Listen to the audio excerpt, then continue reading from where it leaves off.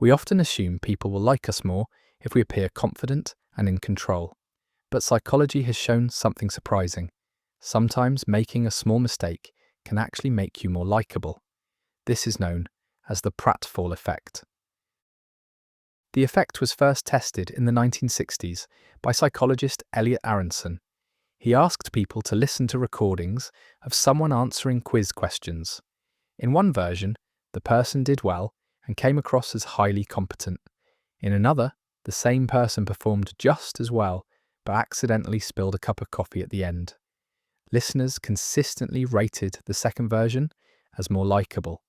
The only difference was the small blunder. Why would a mistake increase likability? When someone seems capable, they can also feel distant, almost too perfect. A harmless error changes that. It adds a touch of vulnerability. It reminds us they are human, which makes them easier to connect with. But there is a limit. If someone is already seen as unskilled, more mistakes won't help. They just confirm the impression. The pratfall effect only works when competence is clear first. You've probably noticed this yourself. A polished speaker who loses their place and laughs often feels more relatable than one who never slips. A friend who trips on the sidewalk but shrugs it off can seem even more endearing. Even well-known figures sometimes become more approachable when they admit to clumsy moments. The pratfall effect shows us something simple. Likability doesn't come from being flawless. It comes from being real. People value skill, but they also value honesty. And sometimes the quickest way to show it is through a small human mistake. Imagine two photos of the same person. In one, they're standing alone. In the other, they're surrounded by friends. Strangely, people almost always rate the group photo as more attractive. Psychologists call this the cheerleader effect. Researchers tested this by showing participants individual headshots, and then the same faces placed inside group photos. Consistently, the group versions were judged as better looking. Nothing about the person changed, only the context did. So why does this happen? It comes down to how the brain processes faces. We're not built to evaluate every detail in isolation. Instead, the brain unconsciously averages the features of everyone in the group. Averages tend to smooth out imperfections and exaggerations, leaving something closer to symmetry. And symmetry is one of the strongest cues of attractiveness our minds are tuned to recognize. You can spot this in daily life. A single selfie might feel unforgiving, but add two friends, and suddenly the same person looks brighter, more appealing. Dating profiles with group photos often feel warmer than those with only solo shots. On television, characters who seem bland on their own come alive in an ensemble cast. Even family photos carry this effect. A face that feels ordinary alone seems more approachable when surrounded by loved ones. What's striking is that the cheerleader effect has nothing to do with changing your appearance. It's about how the human brain simplifies complexity. We don't see people in perfect detail. We see patterns, and groups create patterns our minds prefer. The strange takeaway is this: how others see us isn't fixed. It shifts depending on who we're standing with, and the quiet influence of the people around us can shape perception more than we realize. Think of a celebrity who always seems likable, no matter what they're doing. Maybe they stumble through an awkward interview, yet people still call them charming. Or a co-worker who made a strong first impression and suddenly seems competent in areas far beyond their actual skills. That's the halo effect at work, a bias so subtle and powerful, we often don't realize how much it shapes our judgments. The bias occurs when one positive trait casts a glow that influences how we see everything else about a person. Attractiveness, confidence, or charm in one area creates a halo that makes us rate them more highly across unrelated domains. A polished appearance can make someone seem more intelligent than they are. A warm smile can make us believe a person is more honest, even without proof. And this doesn't just apply to people, Brands, companies, even entire countries can benefit from the same effect. Its impact is easy to spot. Endorsements from athletes or actors can make products seem superior, even when the endorser has no expertise. Politicians with strong voices or posture are perceived as more capable leaders, regardless of their actual policies. In classrooms, teachers may grade enthusiastic or well-behaved students more generously, even if the work is average. In workplaces, a candidate with a confident handshake and steady eye contact may get chosen over someone equally skilled, simply because the first impression created a glow that colours everything else. What makes the halo effect tricky is how it smooths over flaws and inflates strengths. We forgive the mistakes of people we admire while exaggerating their successes. This is why reputations can be so resilient. Once the halo forms, it can take years of consistent evidence to undo it. On the other hand, those who fail to spark a positive glow early on often struggle to change people's minds, no matter how competent they truly are. Recognizing this bias doesn't mean we escape it. Our brains are wired for shortcuts, but it explains why first impressions matter so much. The halo effect reminds us that judgments are rarely neutral. They're tinted by small, often irrelevant details that change how we see the whole picture. If the halo effect makes us see people in a flattering light, the horns effect does the opposite. A single negative trait can cast a shadow that colours everything else. Imagine a student who forgets one assignment. Instead of treating it as a slip, the teacher may decide the student is careless. Or picture an employee who makes a small mistake in a presentation. Even if the rest of their work is excellent, that one error can dominate how colleagues view them. In social life, a brief unfriendly moment may brand someone as rude, even if they are kind in most other settings. This bias works because our brains crave shortcuts. Rather than holding many separate impressions, it feels easier to let one flaw define the whole. A slip becomes the lens through which every action is judged. The same mechanism that creates the halo effect, where positives spread, also drives this negative bias, but here the consequences are harsher and stickier. Its reach is wide. In dating, a single awkward comment can overshadow an otherwise pleasant evening. In customer service, one bad interaction can make us swear off a company, ignoring years of smooth experiences. In classrooms, a disruptive moment can lead to a child being labelled difficult, regardless of how they behave the rest of the time. Even within families, a loud tantrum or sharp remark may linger unfairly, shaping how others think long after the moment has passed. The horns effect narrows perception, flattening people into their worst moment. It inflates weaknesses, magnifies flaws, and erodes trust. Opportunities can vanish, reputations can suffer, and relationships can sour, not because of the full picture, but because of one sharp detail. Recognizing this bias doesn't erase it, but it gives us the chance to resist its pull. People aren't defined by their biggest mistake any more than they are by their brightest strength. Looking past the horns effect helps us judge with more balance and see others as the complex mix they really are.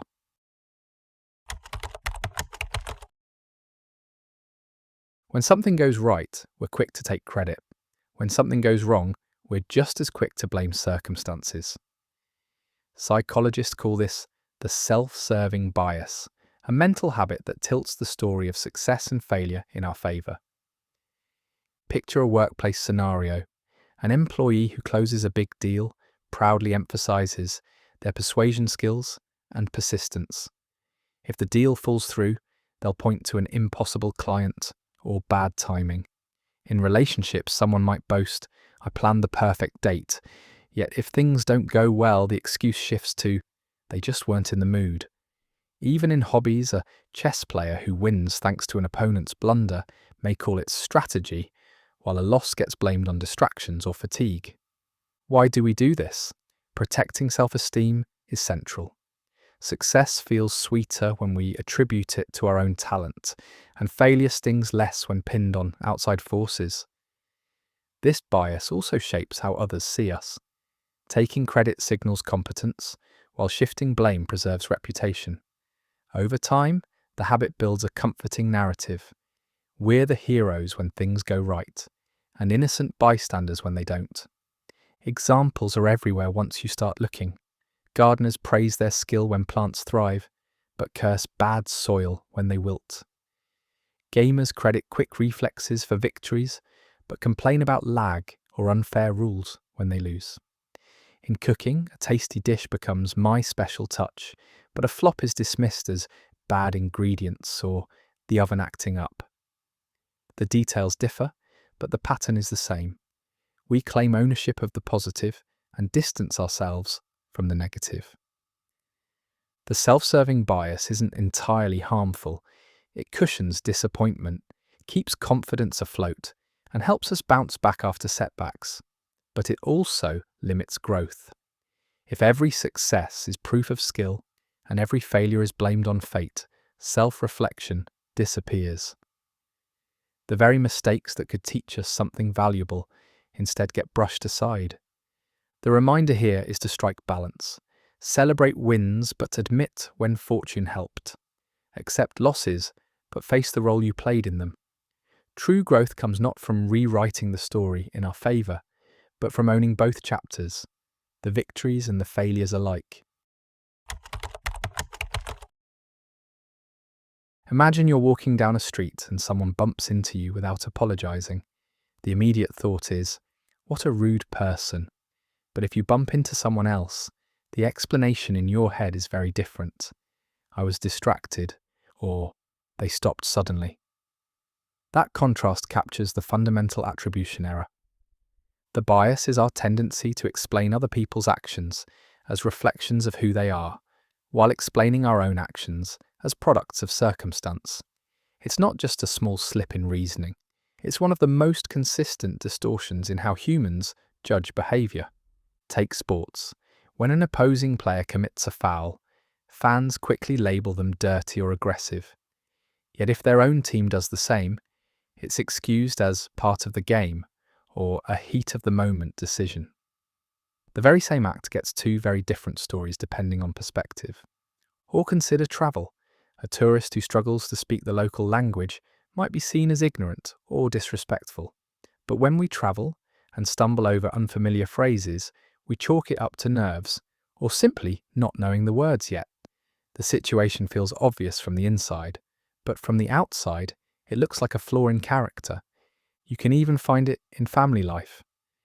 A teenager who forgets to take out the trash might be branded lazy, but if the parent forgets, the explanation is "I was busy" or "it slipped my mind." The action is identical, but the interpretation changes depending on who's being judged. Psychologists argue this happens because of the information available to us. We have full access to our own context, our intentions, stresses, distractions, so we naturally build a situational story. For others, all we see is the outward behaviour. With the background missing, the mind fills in the gap by assuming it reflects personality. The fundamental attribution error also explains why public figures are judged so harshly. A politician caught in traffic is incompetent at planning, while our own lateness is just bad luck with the lights. A celebrity who seems distant in an interview might be called arrogant when they could simply be exhausted. Without knowing the hidden details, we lean heavily on character judgments. What makes this bias powerful is how automatic it is. Snap judgments save time.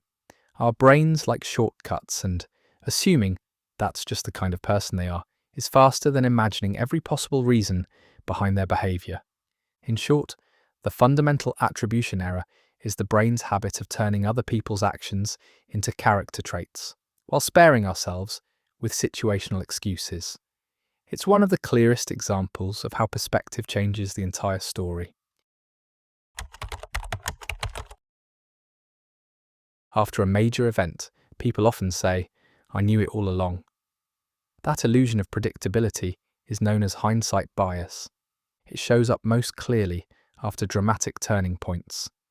When the Berlin Wall fell, Many later insisted it was bound to happen, even though before the collapse very few predicted it with confidence.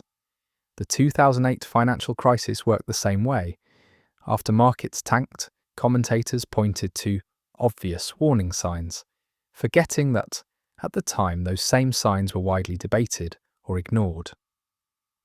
The same thing happens after elections, military conflicts, or championship games. Once the outcome is known, it feels like the only outcome that ever made sense. The mechanism behind the bias lies in how memory works. We don't store events like a perfect recording. Instead, when new information comes in, our brains integrate it into the old story.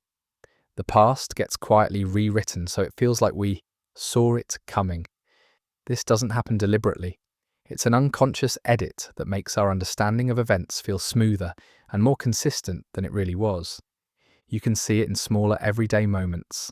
After misplacing your keys, you might claim, "I knew I shouldn't have set them there." When a movie twist is revealed, people say, "It was obvious from the start," even if they were genuinely surprised. Meeting someone who later betrays your trust can trigger the thought, "I noticed they seemed off right away," even though the suspicion only formed after the disappointment. In each case, the outcome reshapes how we remember the beginning. The effects of hindsight bias are more than just casual remarks. It makes people overconfident about predicting the future, since they believe the past was clearer than it was. Historians sometimes describe wars or revolutions as inevitable, even though in real time the path forward was uncertain. Courts reviewing accidents or medical errors can be influenced by this bias, unfairly assuming the signs should have been obvious to those involved. And in science, breakthroughs often look inevitable in hindsight, obscuring the decades of uncertainty, failure, and chance that led to them. What makes hindsight bias powerful is how natural it feels. Certainty arrives only after the fact, but it disguises itself as foresight. Our memories trick us into believing that outcomes were predictable all along, when in reality the future almost never feels that clear in advance. In short, hindsight bias is the mind's tendency to look back and see inevitability where there was once uncertainty. It's not about what we truly knew. It's about how the ending rewrites the story of the beginning.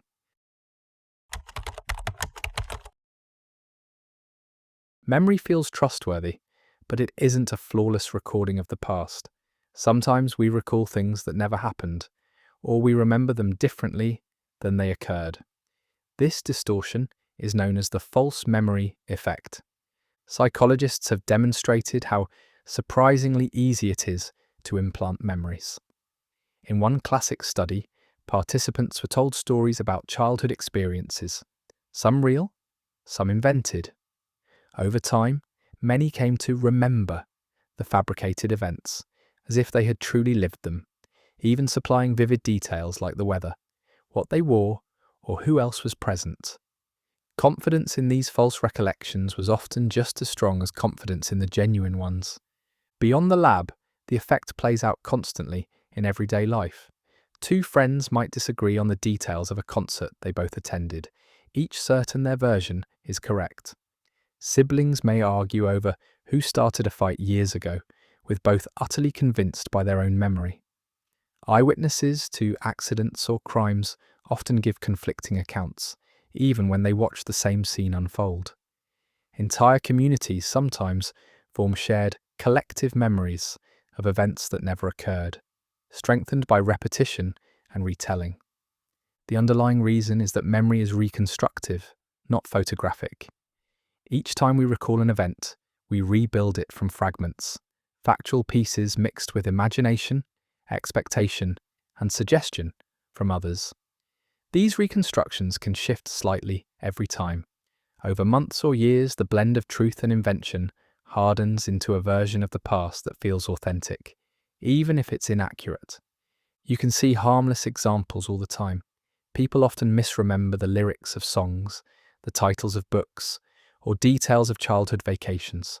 Some swear they saw a certain movie scene, or remember a particular product logo, only to later discover it never existed in that form. These mix-ups may be small, but they highlight how our minds confidently fill in gaps with invented detail. But false memories can also have weighty consequences. In legal contexts, eyewitness testimony has sent innocent people to prison because jurors trusted the confidence of a witness who was sincerely mistaken. In history, collective false memories shape how societies understand wars, disasters, or leaders, sometimes distorting the record for generations. Even in personal relationships, disagreements over what really happened can cause lasting conflict, fueled not by lies, but by two people holding incompatible memories they both believe. The false memory effect shows how fragile recall really is. What feels like a reliable record is often a reconstruction, vulnerable to suggestion, imagination, and time. The certainty we attach to memory isn't proof that it's accurate. Sometimes it's evidence of how convincing the mind's own inventions can be.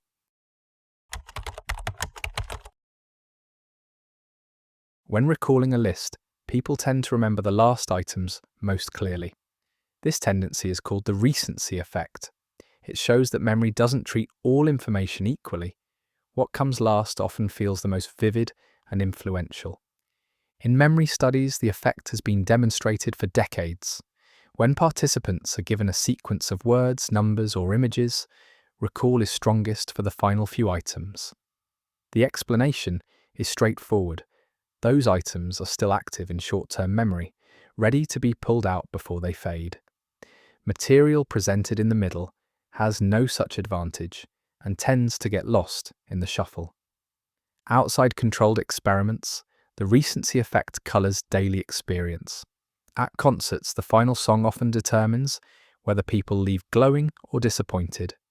In sporting events, the closing minutes shape how the entire match is remembered. An exciting finish can redeem an otherwise dull game, while a crushing mistake at the end overshadows everything that came before. Even casual conversations are affected. People recall the final remarks of a long discussion more sharply than points raised earlier. You can spot it in entertainment. Films are judged disproportionately by their endings. A weak conclusion can sour audience opinion of an otherwise engaging story, while a strong finale can elevate a mediocre plot. The same holds true for novels, speeches, or stand-up comedy routines. The last note leaves the deepest imprint. Vacations work similarly. Travellers may spend days enjoying a destination, but if the trip ends with a missed flight or lost luggage, that frustration colours how the entire trip is remembered. Decision-making is equally vulnerable. In job interviews, candidates seen last often stand out, simply because they are freshest in memory, not necessarily because they performed better. In classrooms, teachers may grade oral presentations more favourably when students present toward the end, since their performance is easier to recall. In marketing, brands exploit this by placing the most important message or slogan at the close of an advertisement, ensuring it lingers longest in the audience's mind. The recency effect is striking because it's not about quality, importance, or relevance. It's about timing. An average closing statement can overshadow stronger, earlier arguments, simply because it's what people remember. Likewise, a positive final moment can reframe an entire sequence of mixed experiences.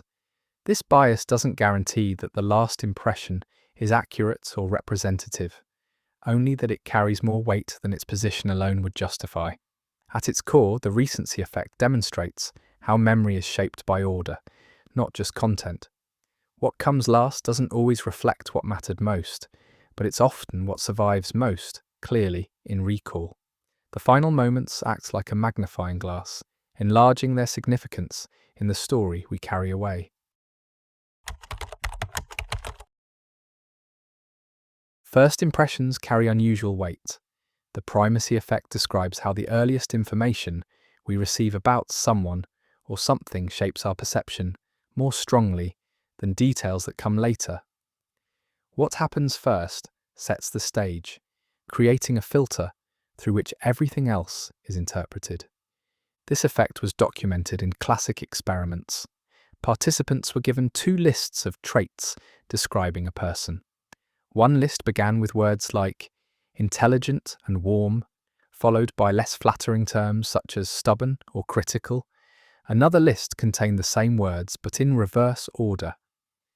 Despite the content being identical, the sequence changed the outcome dramatically. People judged the first description far more positively. The very first traits created an anchor that coloured the rest. In everyday life, the primacy effect quietly shapes countless situations. At a restaurant, the first bite of a meal can influence how the entire dish is judged, even if later flavours are stronger. In a courtroom, the opening arguments of a trial often set the tone for how jurors interpret all subsequent evidence. Political campaigns use it too. Early impressions of a candidate can stick long after new information emerges. Education offers another example. A student's performance in the first weeks of class can frame a teacher's expectations for the rest of the term. A strong start leads teachers to interpret later mistakes as temporary, while a weak start may cause even later improvements to be overlooked. Similarly, in sports, a team that dominates in the opening minutes of a game can be seen as superior, even if the opponent rallies later. The mechanism behind the bias is straightforward. Early information creates a mental framework. Once that framework is in place, new details are interpreted in light of it. If a person seems competent at first, later errors are softened by the initial impression. If someone seems disorganized right away, later competence may be discounted or ignored. The first chapter acts like a lens, magnifying some traits while muting others. The primacy effect also extends into culture and everyday choices. Product reviews, for instance, show that the first few comments heavily influence how later readers interpret the rest. In history, the first reports of an event often frame public understanding long after new evidence appears. Even in friendships, the way someone first introduces themselves can echo for years, shaping how later behaviour is interpreted. What makes this bias striking is how resistant it is. Early impressions act like a template, and once they're in place, new information tends to be bent to fit. A strong beginning can excuse later flaws, while a poor one can drag down even solid performances that follow. In short, the primacy effect reveals that timing isn't neutral. The opening moments of an experience don't just set the tone, they build the frame through which everything else is seen. When people look back on an experience, they don't remember it evenly from start to finish. The mind doesn't create a perfect timeline or average out every moment. Instead, 2 points dominate the memory: the most intense moment and the way it all ended. Psychologists call this pattern the peak-end rule. It first drew attention in experiments with short films. Participants were shown clips with exciting scenes, mixed among slower, less engaging ones. Later, when asked to rate how enjoyable the films had been, their judgments weren't based on the entire sequence. Instead, they focused on the most gripping scene, the peak, and on how the film concluded. A movie with one powerful moment and a satisfying ending was remembered more fondly than a steadier film that never soared. That same distortion shapes daily life. A roller coaster ride is judged not by every twist and turn, but by the sharpest drop and the final stretch before it stops. A holiday may include long hours of waiting at airports or ordinary afternoons, but in memory, it gets condensed to the spectacular highlight, like a mountaintop view, and how the last day unfolded. A party that ran for hours is recalled through a single chaotic burst of fun, and the way the evening wound down, not through the slower stretches in between. Even ordinary routines bend under the same rule. A long day at work is remembered as good or bad, depending on the highest point of emotion and how it wrapped up, while the middle hours blur together. A workout session that ends with a calm cool-down is recalled as more positive than one that ends suddenly, even if both were equally exhausting. Sporting events reveal the bias clearly. The most dramatic play, and the closing moments overshadow the steady flow of the game. The mechanism is simple but powerful. Memory is not an archive, it's an editor. Our minds strip away repetition and filler, leaving only the standout scene and the final note. Those fragments then expand to represent the whole. That's why a long, uneven concert can still be remembered as extraordinary if it had one unforgettable performance and a rousing encore, while a shorter, more consistent show without peaks may fade from memory. The peak-end rule influences choices too. People sometimes return to experiences they didn't entirely enjoy, simply because their memory of the ending was pleasant or the highlight was strong. A difficult hike may be repeated because the view from the summit and the calm descent stand out, even if the climb itself was miserable. Duration matters less than the memory shaped by those two anchors. In the end, the peak-end rule shows how memory compresses. We don't recall the whole timeline, we recall a highlight reel stitched together from intensity and closure. Those moments, the peak and the ending, become the story that endures. Say a false statement enough times, and people begin to accept it. This phenomenon is called the illusory truth effect, the tendency to believe information simply because it is repeated, regardless of whether it's actually true.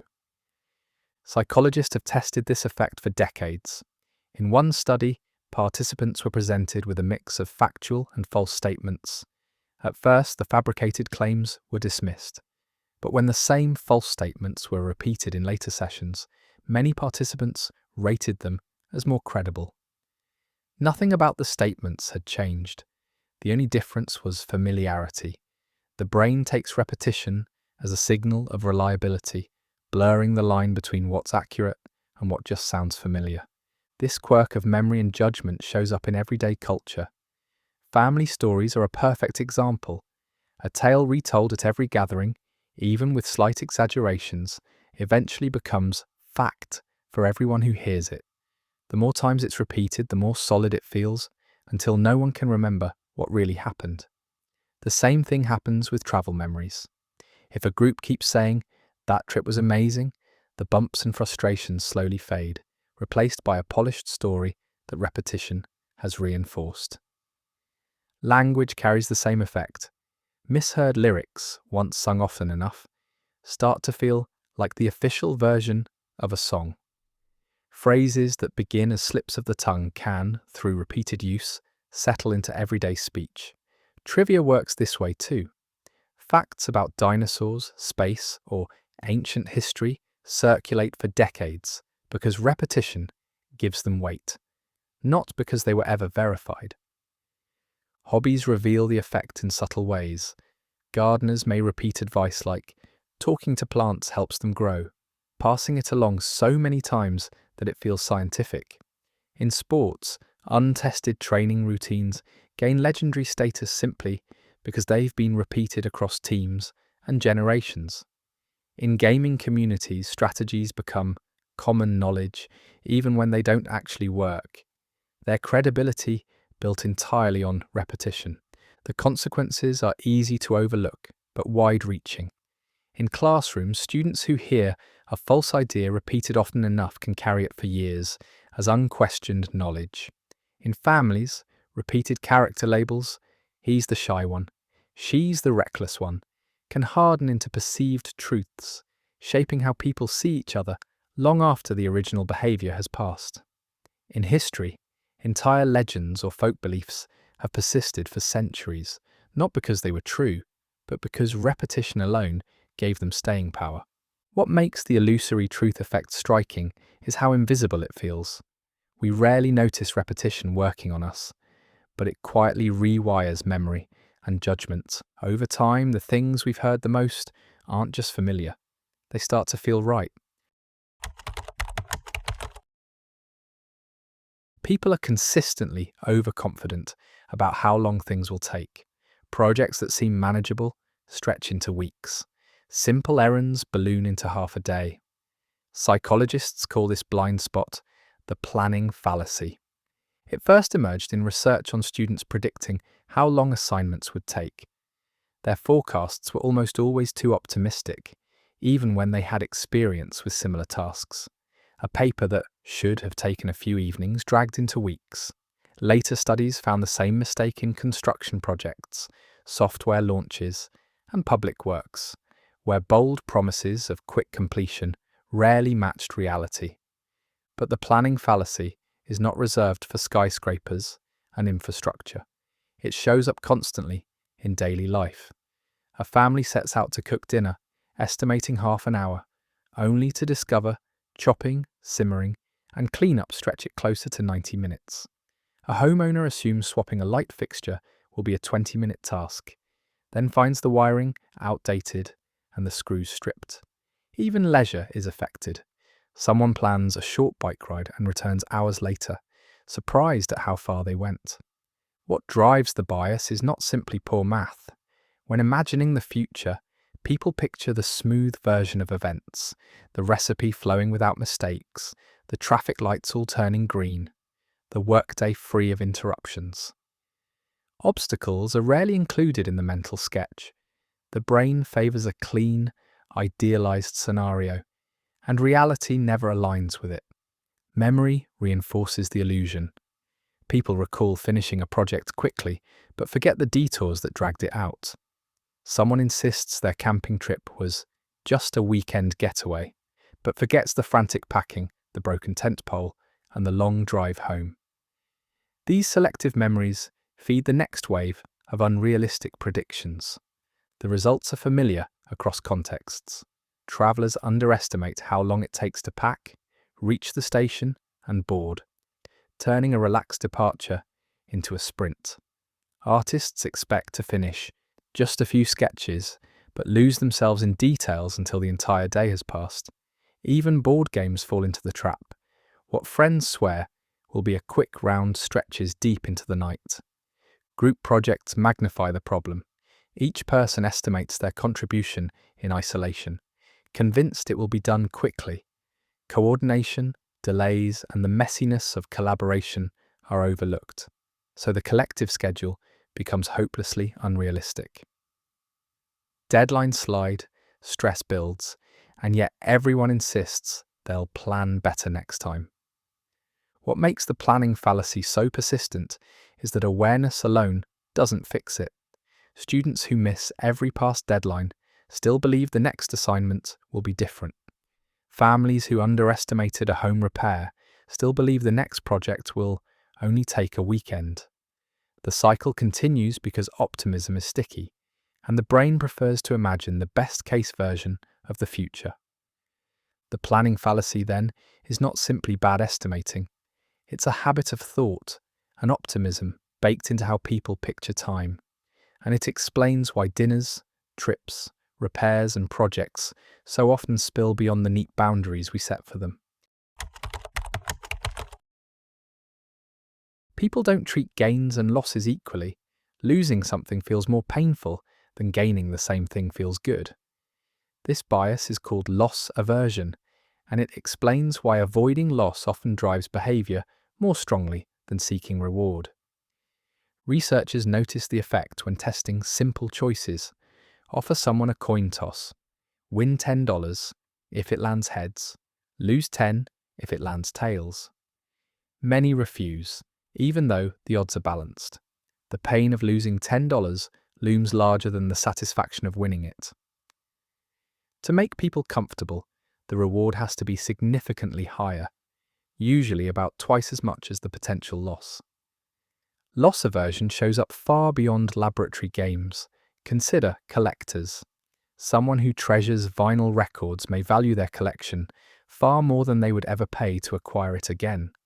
Selling feels like giving up a part of themselves, even if the money could buy something equally enjoyable. The same happens with heirlooms. Once an object is in our possession, the idea of parting with it hurts more than the joy of acquiring something new. Sports offer another window. A team that's ahead often shifts strategy, playing more cautiously to protect the lead instead of pushing for further gains. The fear of giving up points shapes behaviour more than the thrill of adding them. In chess, players sometimes avoid sharp tactics that could bring big advantages because the risk of losing pieces feels heavier than the potential reward. Daily habits are coloured by the same force. People cling to subscriptions they rarely use because cancelling feels like a loss, even though keeping them drains money each month. Diners struggle to leave food on their plate because wasting it feels worse than the mild discomfort of overeating. Even in simple games, say darts or bowling, missing a point you already had in hand feels worse than failing to score a new one. The bias is rooted in how memory and emotion interact. Negative experiences leave deeper marks than positive ones. Evolution likely reinforced this. Losing food, shelter, or safety carried bigger consequences for survival than gaining extra. Over time, the mind became tuned to weigh losses more heavily, favouring caution even when opportunities might be greater. Loss aversion also shapes choices about the future. People hesitate to change jobs, even when the new role offers clear advantages, because giving up the security of the current one feels riskier than it objectively is. Gamblers often chase losses because the sting of being down outweighs the pleasure of walking away with a smaller win. Students might stick with a bad essay draft because deleting whole sections feels like throwing work away, even if rewriting would lead to better results. What makes loss aversion striking is its consistency. It appears in finances, games, work, leisure, and even in how we judge our own past efforts. The scale of the stakes doesn't matter. Whether it's money, time, or effort, the shadow of losing is heavier than the light of gaining. In short, loss aversion reveals a simple truth. People fight harder to keep what they have than to acquire something new. The fear of loss is often the quiet, hand-steering decisions, stronger than the lure of reward.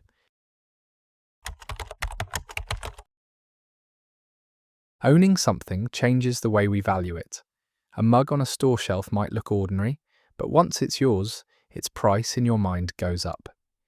This tendency to overvalue what we already possess is called the endowment effect. Researchers first spotted it in experiments with simple objects. Participants were randomly given a mug or a pen. When asked how much money they would sell it for, owners demanded nearly twice as much as non-owners were willing to pay. Nothing about the mug itself had changed, the only difference was possession. Ownership created a sense of added worth. You can see this bias play out in unexpected corners of life. In board games, players cling to properties they barely use, refusing to trade them away because they're mine, even when the trade could improve their position. In closets, clothes that haven't been worn in years are difficult to give up. Their value inflated simply because they belong to us. A person who picks apples from their own tree might insist they taste better than identical apples from the store because effort and ownership intertwine. The endowment effect also colours temporary possessions. Rental cars, borrowed books, or even hotel rooms can take on a strange sense of attachment after only a short time. People treat them more carefully, or paradoxically, feel reluctant to let them go, because for a moment they feel like extensions of the self. Even digital goods trigger the effect. Gamers often value virtual items far above their purchase price, not because of their rarity, but because they are personally held. This bias doesn't stop at objects, it stretches to ideas and routines. A person may defend a system they've used for years simply because it's theirs, resisting alternatives that might be more efficient. Writers often experience it when editing. Sentences already written feel harder to cut, even when they weaken the piece. Students cling to study methods that don't work well because abandoning them feels like giving up something owned. Why does ownership have such power? Part of it is identity. Once something belongs to us, it becomes woven into our self-image. Giving it up feels like giving up a part of ourselves. Emotion also plays a role. Losses are felt more strongly than equivalent gains, so parting with what we own feels like a loss, even if we're compensated fairly. The consequences show up in everyday decisions. People overprice their used furniture when selling online, puzzled when buyers don't see the same value. Garage sales are filled with items owners believe are worth more than the market agrees. In negotiations, individuals often overestimate the worth of what they bring to the table, leading to stalemates. Even in relationships, the endowment effect can surface. People hold on to routines, rituals, or keepsakes not because they're useful, but because they're theirs. At its core, the endowment effect is not about the object itself, but about the act of owning. The simple fact of possession shifts perception, creating value out of attachment. A mug, a sentence, a game piece, or an idea becomes harder to part with once it has crossed the invisible line into mine.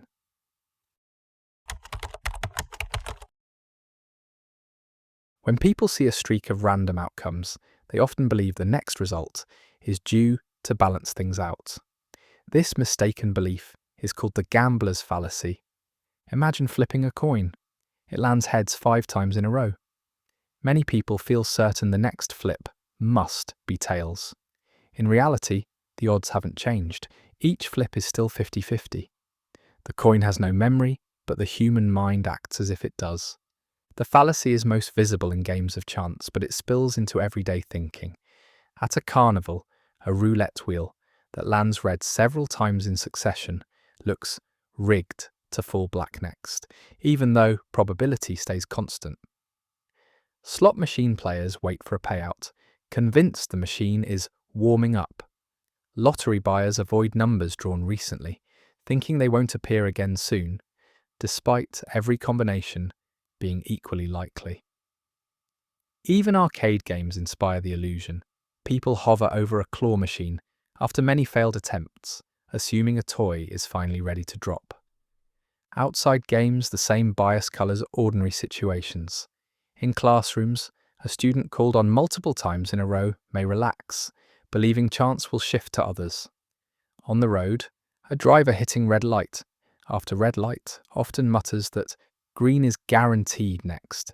In weather, people insist that sunshine must follow several cloudy days, treating the sky as though it keeps a running tally. Sports fans know the feeling well. A volleyball server who misses repeatedly is thought to be due for a good one, while a player scoring again and again is said to be bound to miss. Neither assumption is logically sound. The ball and the net don't remember past plays. Yet the streak itself creates a powerful illusion. Why does the gambler's fallacy feel so compelling? Humans are natural pattern seekers. Across history, spotting regularity helped with survival. Tracking seasons, reading the stars, predicting migrations. But that same skill misfires when faced with randomness. Long streaks look suspicious, so the mind invents invisible forces that will restore balance, even when no such forces exist. The effects range from amusing to costly. Gamblers often lose fortunes by chasing patterns that aren't real, betting more heavily because they're convinced a change is overdue. Investors sometimes behave the same way, believing that a stock's losing streak guarantees an upswing, or that a winning streak must collapse. People in daily life use it too, saying things like, "I've had so much bad luck lately, I'm owed some good luck soon," as if random events follow moral accounting. What makes the gambler's fallacy striking is its persistence. People can understand the math, acknowledge that each event is independent, and still feel the tug of the illusion.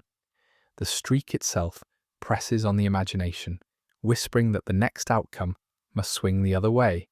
In short, the gambler's fallacy is the mind's attempt to impose order on chaos. A coin, a lottery draw, a red light. They don't remember what came before. But people do, and that memory creates the false belief that chance will even itself out. People often imagine the future through rose-coloured glass. They picture success, smooth paths, and fortunate breaks, while quietly pushing aside the likelihood of obstacles. This consistent tilt toward hope is known as the optimism bias. History is full of ambitious dreams that carried the bias. Explorers once set sail, believing new trade routes would be short and simple, only to find oceans wider and storms harsher than expected. Early inventors promised miracle machines that would transform cities within a decade, ignoring the long grind of prototypes, funding failures, and social resistance. For generations, people were certain that by the year 2000, we'd have flying cars, robot helpers, and vacations on the moon. The timeline didn't arrive, but the optimism itself drove imagination forward. Modern technology reveals the same pattern. Each new gadget arrives with predictions of revolution.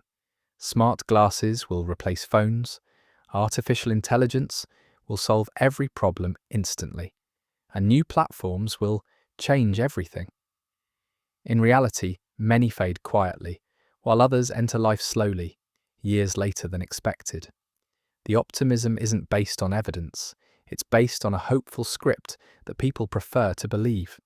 The same glow colours hobbies and passions. A new telescope seems like a ticket to nights of breathtaking stargazing, until clouds, light pollution, and frustration intervene. Someone who takes up woodworking envisions handcrafted tables filling the house, then discovers how much practice and failure hides behind smooth craftsmanship. A beginner with a metal detector pictures treasure under every patch of soil, but instead unearths bottle caps and rusted nails. Optimism fills the gap between dream and reality with imagined success.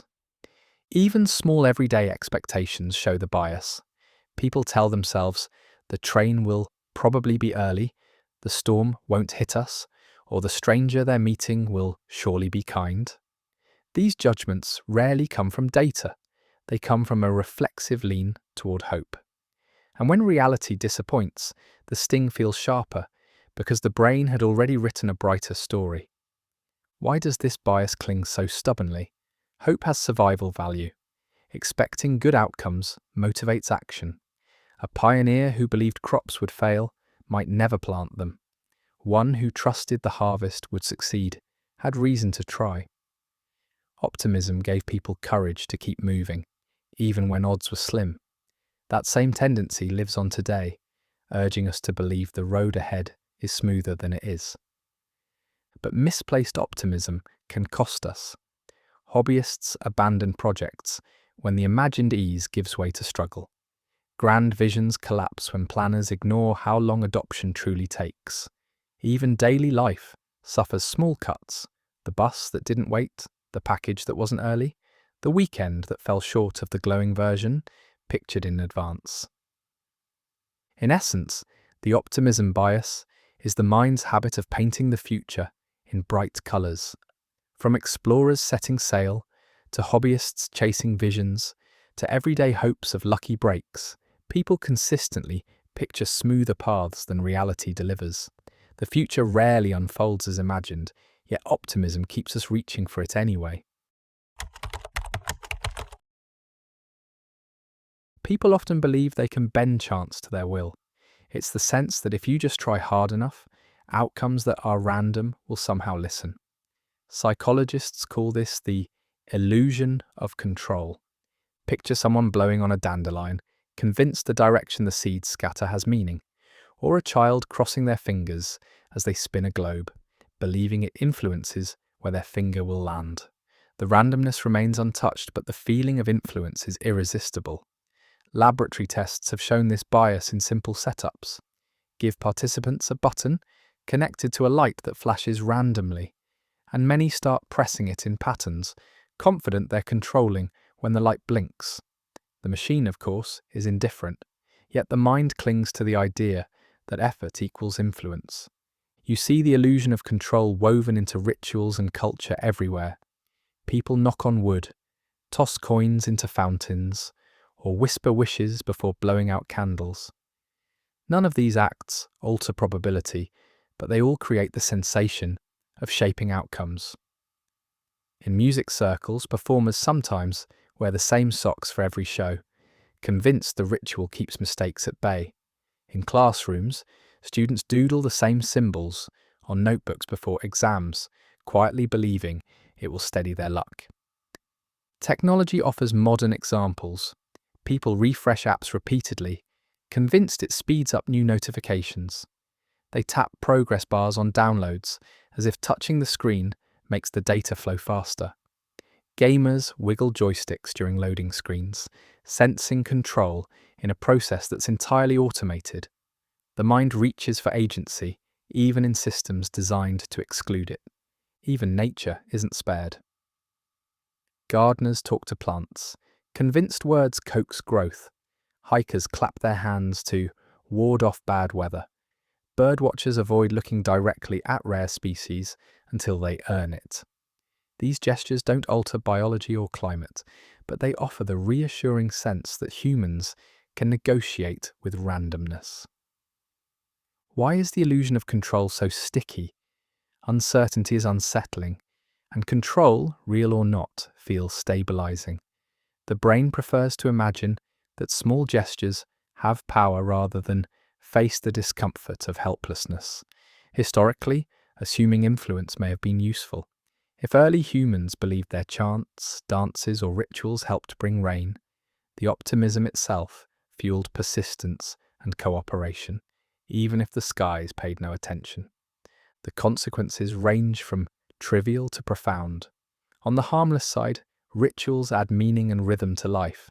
Tossing a coin into a fountain or carrying a lucky stone shapes the experience of randomness, making it feel less cold. But illusions can also mislead. People may waste energy on rituals instead of action, or assume their influence is greater than it truly is, believing, for example, that their presence alone prevents accidents or shapes outcomes beyond their control. What makes this bias remarkable is how durable it is. Even when told directly that an event is random, people still act as though their behaviour matters. They press, repeat, knock, whisper, and believe. It doesn't change probability, but it transforms the feeling of randomness into something humans can live with. At its heart, the illusion of control is not about outcomes. It's about comfort. The world often runs on chance, but rituals, gestures, and tiny actions let people feel they've carved out influence.